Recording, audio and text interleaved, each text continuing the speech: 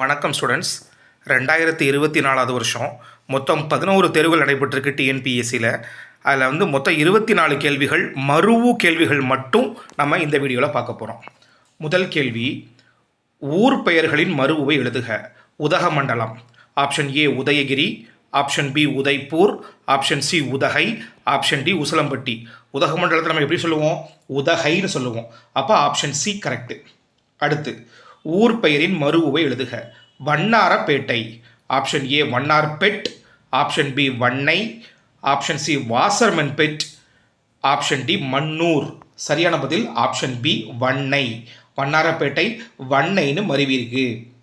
அடுத்த கொஸ்டின், ஊர் பெயரின் மருவை எழுதுக. Nagapattinam. Option A Nagore, option B Pattinam, option C Nagai, option D Napattinam. சரியான பதில் ஆப்ஷன் சி நாகை.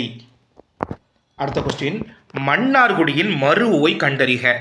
மந்தை, மஞ்சை, மன்னார், மண்ணை.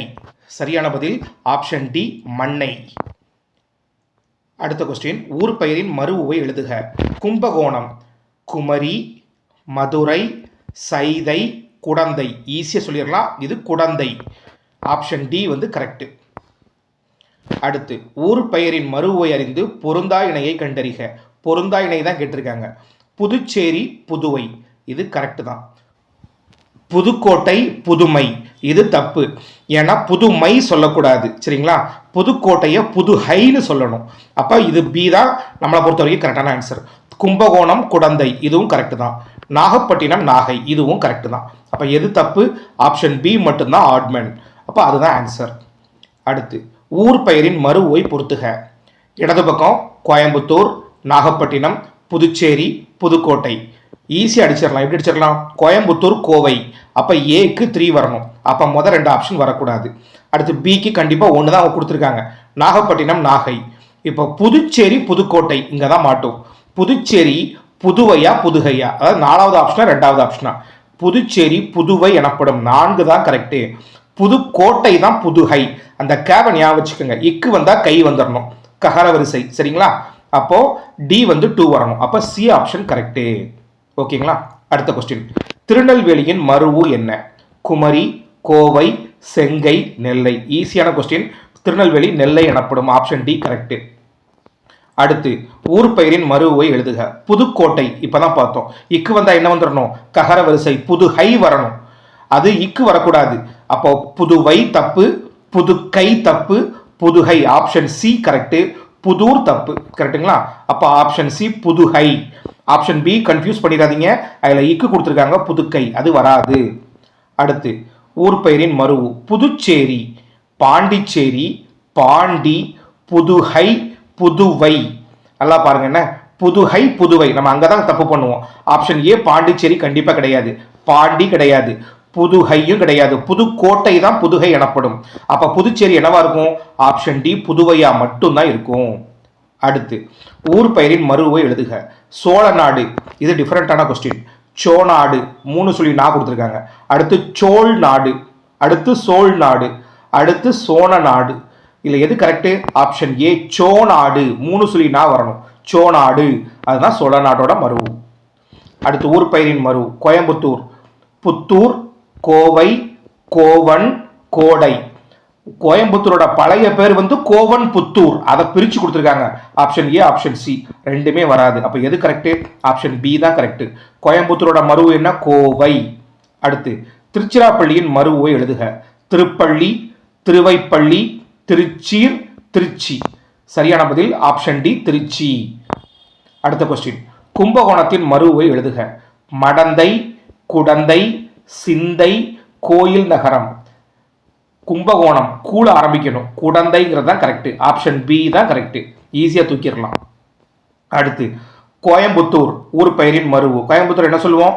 கோவைன்னு சொல்லுவோம். கோம்புத்தூர் கிடையாது, புத்தூர் கிடையாது, கோயம் கிடையாது. அப்போ ஆப்ஷன் ஏ தான் கரெக்டு. அடுத்த கொஸ்டின், கும்பகோணம். கும்பகோணத்தை இப்போ எத்தனை தடவை கேட்டாங்க பார்த்தீங்களா? கும்பகோணம் குடந்தை என்று அழைக்கப்படும். ஆப்ஷன் பி கும்பை தப்பு, ஆப்ஷன் சி குமுளி தப்பு, ஆப்ஷன் டி குறும்பூர் தப்பு. அப்போ ஆப்ஷன் ஏ குடந்தை கரெக்டு. சரிங்களா? அடுத்த கொஸ்டின், ஊர் பெயர்களின் மருவு. புதுக்கோட்டை. இக்கு வந்துட்டா? இக்கு வந்தா என்ன பண்ணணும்? ககர வரிசை. புதுகை. ஆப்ஷன் சி மட்டும் தான் கரெக்ட். ஆப்ஷன் ஏ புதுயை தப்பு. ஆப்ஷன் பி புதுமை தப்பு. ஆப்ஷன் டி புதுவை தப்பு. புதுவை எதோடது? புதுச்சேரியோட தான் புதுவை. நீங்க சீலையும் டீலையும் தான் கன்ஃபியூஸ் ஆவீங்க. அதில் மட்டும் கரெக்டாக பார்த்துக்கோங்க. புதுச்சேரினா புதுவை, புதுக்கோட்டைனா புதுகை. அடுத்த கொஸ்டின், திருநெல்வேலியின் மறுவை எழுதுக. நெல்லை, நெல்லூர், நெல்வாயில், நெய்வேலி. சரியான பதில் நெல்லை. அடுத்து புதுச்சேரி. எத்தனை தடவை கேட்குறாங்க பார்த்தீங்களா? புதுச்சேரி என்னன்னு சொல்லுவோம்? புதுவைன்னு சொல்லுவோம். புதுக்கோட்டை, புதுகை. அப்போ ஆப்ஷன் பி கரெக்டு. அடுத்த கொஸ்டின், மயிலாப்பூர். இது டிஃப்ரெண்டான கொஸ்டின். மயிலை, மண்ணை, மதுரை, ஆம்பூர். மயிலாப்பூர் அந்த லகர வரிசை மயிலை எனப்படும். ஆப்ஷன் ஏ தான் கரெக்ட். ஆப்ஷன் பி கிடையாது. அடுத்த கொஸ்டின், தஞ்சாவூரின் மறுவை எழுதுக. இது நம்ம படிச்சிருப்போம்.